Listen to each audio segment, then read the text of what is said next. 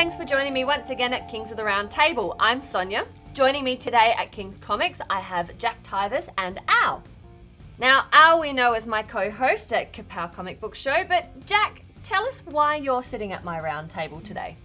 G'day, Sonya. I'm doing a PhD in the Cultural Studies Department on the history of the Superman Multimedia franchise, basically. So that's my bona fides. Yes, indeed. And now the reason why you're here is because, of course, it's the 75th anniversary of Superman bursting onto our comic books, which is a very long time for any superhero still to be fighting the good fight. So the question begs to be asked, is Superman still relevant in today's world?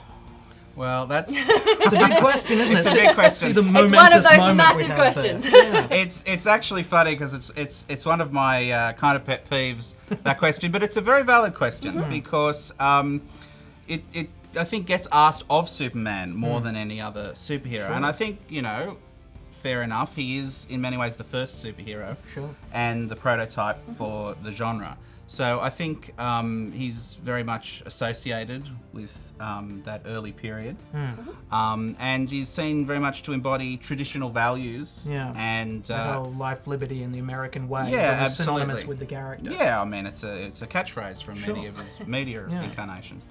But I suppose my rebuttal to that question is relevant compared to whom?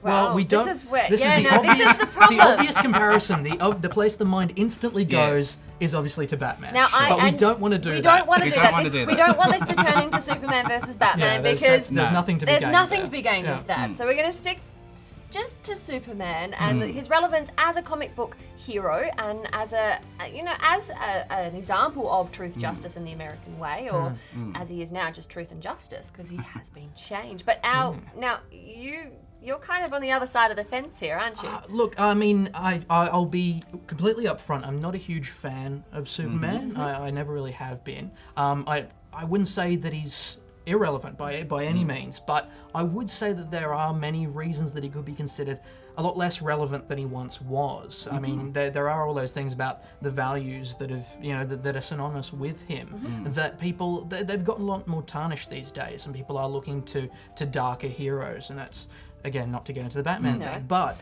that sort of, the fact that we've got this guy who is just this shining light of morality and goodness, in many ways, some people are going to see that as being lame, not to put too fine a point on it. I think the thing, though, is that I think it's sometimes a bit of a furphy to suggest that, Superman is the one shining beacon of moral rectitude when it comes to superheroes. I mean, really, let's face it, the 90s have been over for a while. Sure. As much as Jim Lee might like to bring them back with some of these costume designs lately. But, although you still have your characters like Wolverine who are very popular, by and large, the sort of ultra-violent, take no prisoners superhero age is very much over. And so, even your supposedly dark characters like Batman, they don't kill people either. And I think what it really comes down to is more a perception of character conflict. Characters like Batman and even, quite humorous, happy-go-lucky characters like Spider-Man are seen as being much more angst-driven. I think something I've often heard people raise about Superman is that they have a problem with his altruism. They find something somehow unrealistic or difficult to relate to about Superman's altruism.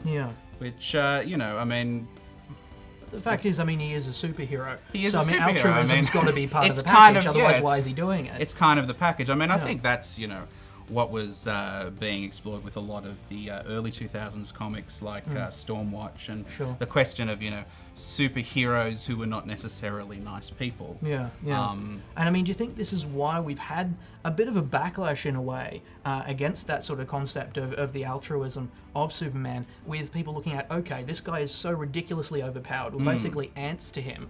What happens the day he decides he's just going to stop guiding us and tell us what to do. What happens the day he just decides to lay the And smack that's down? the thing, in a lot of other comic books we've come across, you do have that archetype, that Superman archetype, who does go dark. Yeah. So Yes. obviously there is an interest into that. So I mean, how can Superman stand up against that? Well, I mean, Everyone wanting him to go dark and evil. that's the thing. We have had so many of those Yeah. those Superman analogs. He's cropping probably up. had the most ersatz versions of Superman than Sure. pretty much any other Because he's so superhero. instantly recognisable. He's Yeah. the easiest one to ape in so many ways. Yeah, I mean, you've reviewed recently on the show a few examples, and Sure, like Injustice, I mean, actually deals with Superman going Yeah. dark. That's yeah, true. and But also Irredeemable, Irredeemable. and, And the Cape.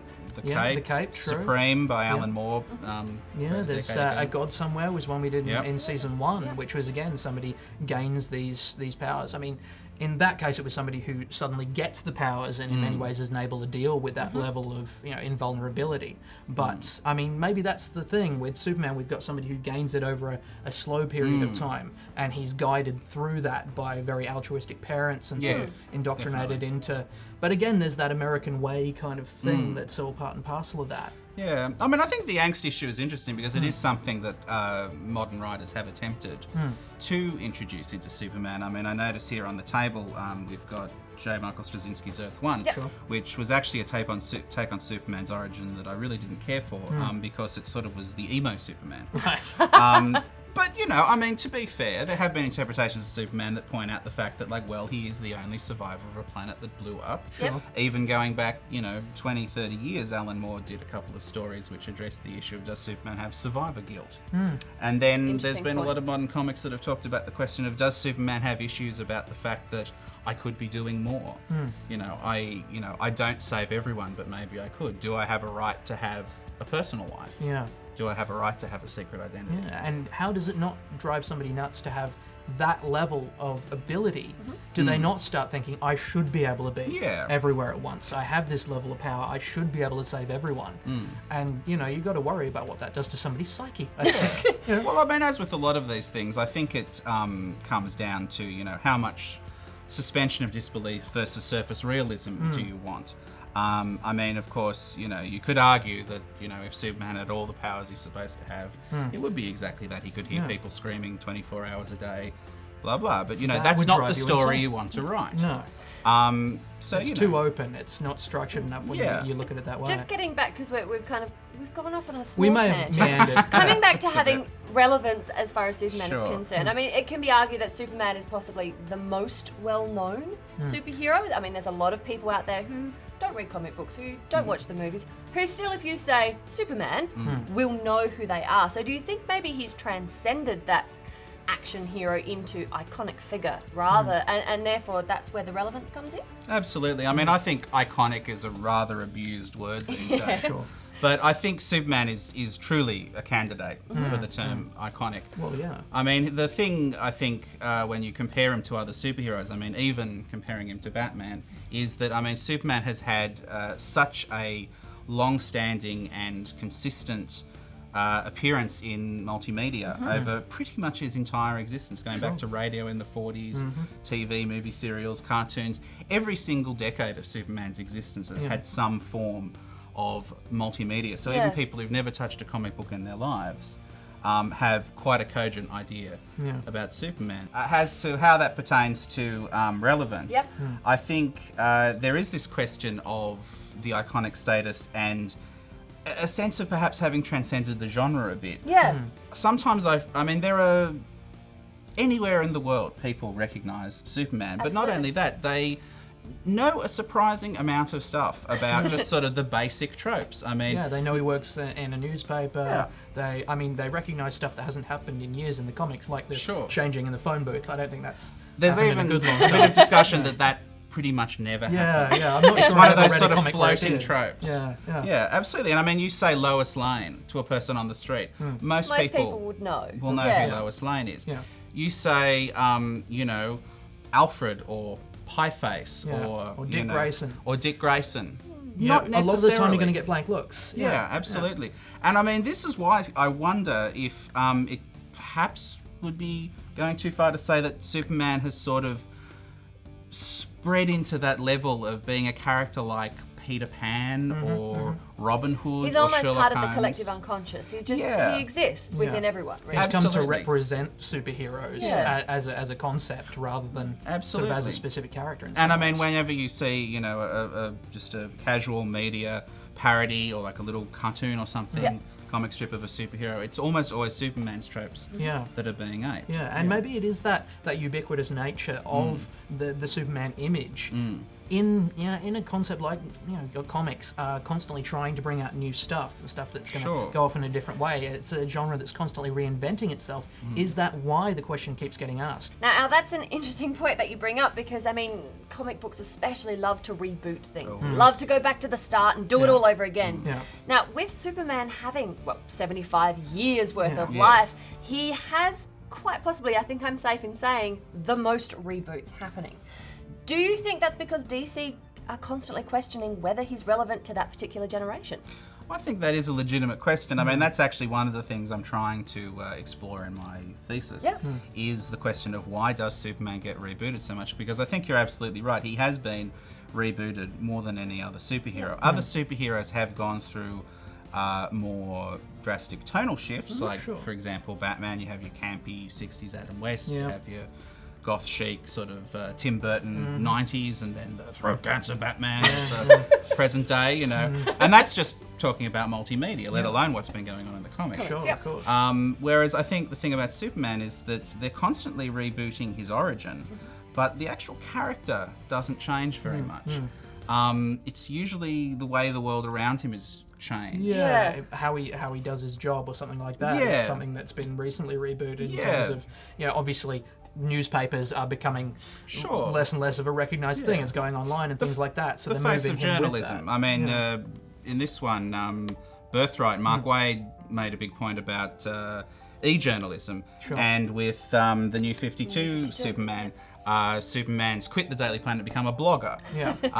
But also, I mean, his supporting cast get changed. I mean, a lot of the portrayal of Lois over the years has massively the changed. waxing and waning of feminism, or feminism as written by male writers, I should point out. But specific, you know, and also particularly the portrayal of Lex Luthor, the sort of the key supervillain. No, he's certainly changed a lot over the years. In the 80s, it all became about, you know, the Wall Street and great is good, and making him the corporate bad guy. He became the face of corporation to Superman's sort of, homespun values. Yeah, exactly.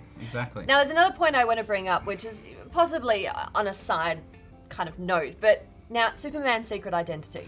Come on now, people. Is it that secret? I mean, you look at the comic books, it's a pair of glasses and a bit of a curl. Well, this is something Here we go. I'm glad you mentioned this, because this is I knew you would be. This is one of the real sort of linchpins of what kind of cuts down Superman for me, is that just the suspension of disbelief on the secret identity. I feel like it's really gone beyond its sell-by date by many years. I think it was in Identity Crisis. There was a quote something along the lines of, any age can be said to have ended once its basic illusions are exhausted. And that series was largely about, how have they maintained their secret identities, and, they've done some fairly nefarious stuff to maintain it. But I mean, it's not going to be possible in Superman's case. I mean, you're not telling me that anyone who's met him more than twice isn't going to go, hey, Superman, what's with the glasses and the cheap suit? It's a weird look, where's the cape? It doesn't ring true for me, and I think that's part of the big relevancy problem, is that people are not buying that anymore. I mean, and how could you? It's beyond the point where we can say, well, it's just because that's how it happens in the comics. We can't keep going with that, and it's... But with that, I can't say how you could change that. At this point, nobody would buy it if you tried to change that over much. It's become too ingrained. Indeed. I mean, it's sort of like, the green tights on Robin Hood, or the pixie dust with Peter Pan. I think it's just become one of those inculcated aspects of the character. It's connected to him being an icon, I guess. That's that word again. Absolutely. And I mean, it is interesting, on one of the rare cases they've actually messed with that idea.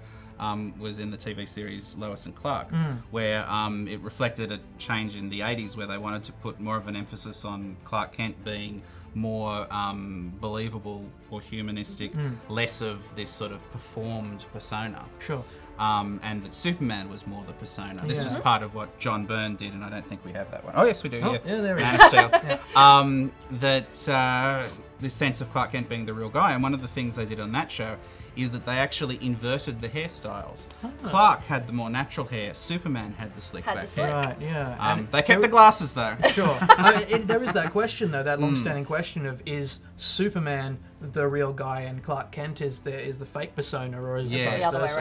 around. I tend to lean towards the Superman being the real guy and Clark being an assumed persona, but in some ways that allows him to attain a humanity that he's not able to touch otherwise. Sure, I mean, different writers have different preferences. I think one way which I think Mark Waid said it, which very much reflects my feelings, is that there's really three identities. There's Superman, there's Clark Kent when he's in Metropolis, and then there's just Clark. Yeah, when he's hanging out with people who know When he's him. with people who know that he's Superman, Yeah. like his Yeah. parents or Lois once they're married, or Batman, or, you know, when he's by himself in the Fortress of Solitude. Some people would say Kal-El, but I don't think he thinks of himself as Kal-El. No, well, I mean, he didn't even find out that name until quite late on. So No, and indeed, in Superman's published history, he didn't even discover he was an alien for about a decade. yeah, it was quite late in, wasn't it, before he even discovered that.